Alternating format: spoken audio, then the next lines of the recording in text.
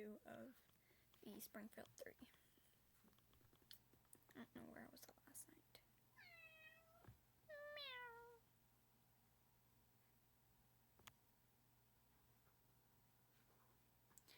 Okay, we're going to start. We already got through that, so we will go ahead.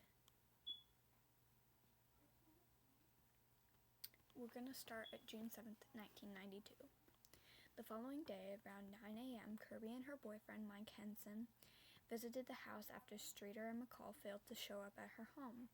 They had planned to spend the day at Whitewater and were supposed to leave from Kirby's residence. I started to get worried because Stacy, she's still responsible, and so is Susie, said Kirby. I know they wouldn't just take off without telling us they weren't going to Whitewater. Upon arriving, Kirby found the home's front door unlocked and entered, but found no sign of Streeter, McCall, or Levitt. None of the women's cars, each of the women's cars were parked outside. She also reported to police that the glass lampshade on the porch light was shattered, though the bulb itself was intact. Henson innocently helped Kirby sweep the broken glass off the porch, while police later determined they may have destroyed potential evidence. Henson stated he did this because Kirby was barefooted. Nigel Kenny, a co-worker and close friend of the Streeters, stated she was a creature of habitat, very particular about parking her vehicle in the same spot of the resident's driveway. Kenny believes that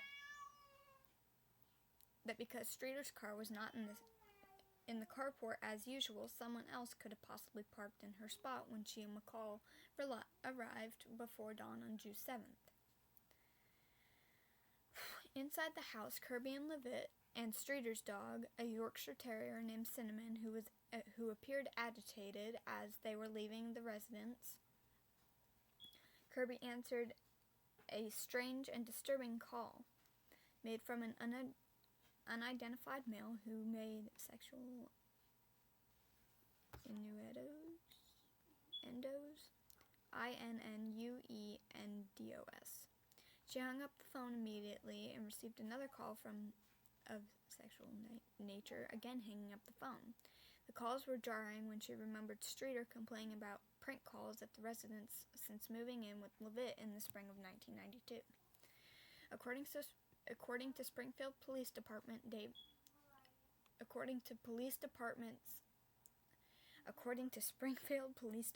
David Asher, the calls were obscene. The individual would not identify himself. They were using the F word and several other words, and she just hung up the phone. Almost immediately, the phone rings again. Obscene phone call again. Click, it's over with, said Asher. Kirby described the caller as teenish, with no sign of Streeter or McCall. Kirby and Henson decided to visit the local water park Hydroslide, now defunct, in Springfield instead of Whitewater in Branson. Several hours later, McCall's mother, Janice, also visited the house as her daughter failed to answer her calls all day. Janice had friends who knew employees of Whitewater and became panicked after they confirmed Streeter and McCall had not been seen there. Inside the Delmore residence, the family dog Cinnamon comes barreling towards her. The dog was just going crazy, just yipping and crying, says Janice. She noticed all three women's purses were sitting on the floor of Streeter's bedroom. Levitt's purse contained a cash deposit of almost $900 from her work at the salon. Janice also saw her daughter's clothing neatly folded from the night before, the only clothes McCall had possession of that night. Janice noticed that Stacy's shirt and underwear were missing. There were recently used makeup wipes from Streeter and McCall found along with their jewelry and keys. Levitt and Streeter's cigarettes were left inside the house, which was considered unusual of Levitt's friends and family, who described her as a chain smoker. An unfinished can of Coke was also found next to Streeter's pack of cigarettes in her bedroom. On Streeter's headboards was a book, Oh, the Places You'll Go, by Dr. Seuss. The lights were off in Streeter's room, and her television was showing snow, suggesting they had watched a movie that night but never turned off the television after it was finished. And for people who don't know, snow, also known as static, white noise, static noise, in an analog video, CRTs, and televisions, is a random dot pixel pattern of static displayed with no transmission signal is obtained by the antenna receiver of television sets and other display devices. So,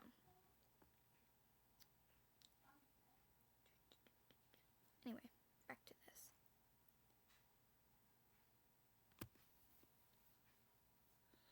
Janice frantically called the police from the home's telephone to report three women missing. After placing the call, while checking the phone's answering machine, she listened to a strange message, but it was inadvertently erased, as was common for most voicemails in the 1990s after being played once.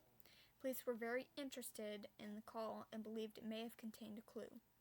They also did not believe it was connected to the prank calls Kirby received.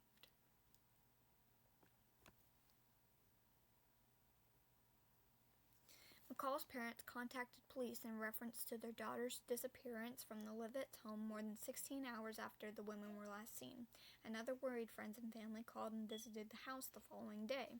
Police later estimated that the crime scene had been corrupted by at least 10 to 20 people who visited the Levitt's house and tidied up the residence while the women were missing, including empty ashtrays and cleaning coffee cups.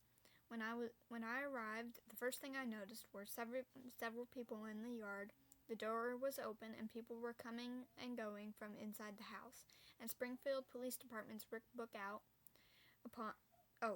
said Springfield Police Department's Rick Bookout. Upon the officer's arrival, the scene showed no signs of struggle except for a shattered porch light. Police also noted Levitt's bed had looked slept in, and an awkwardly bent window blind.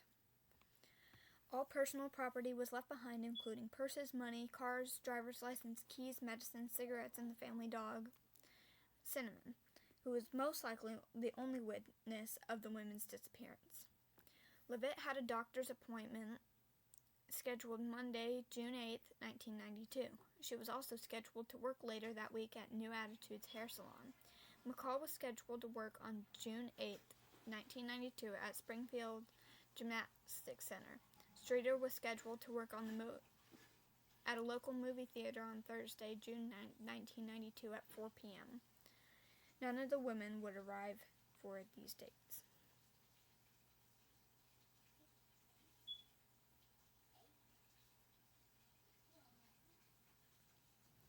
Later developments. On December 31st, 1992, a man called the America's Most Wanted hotline with information about the women's disappearances, but the call was disconnected when the switchboard operator attempted to link up with Springfield's investigators. Police said the caller had prime knowledge of the abductions and publicly appealed for the man to contact them, but he never did. Levitt and Streeter were declared legally dead in 1997. However, their case files are still officially filed under missing. Investigators received a tip that the women's bodies were buried in the foundations of a south parking garage at Cox Hospital. In 2007, crime reporter Kathy Baird invited Rick Norland, a mechanical engineer, to scan a corner of the parking garage with ground-penetrating radar, also known as GPR. Norland found 3 anomalies, roughly the same size, that he said were consistent with a grave site location. 2 of the anomalies were parallel, the other one was perpendicular. Springfield Police Department, or also known as SPD, spokesperson Lisa Cox said that the only person who reported the tip provided no evidence or logical reasoning behind the theory at the time or since then. She also said the parking garage began constructed in 1993.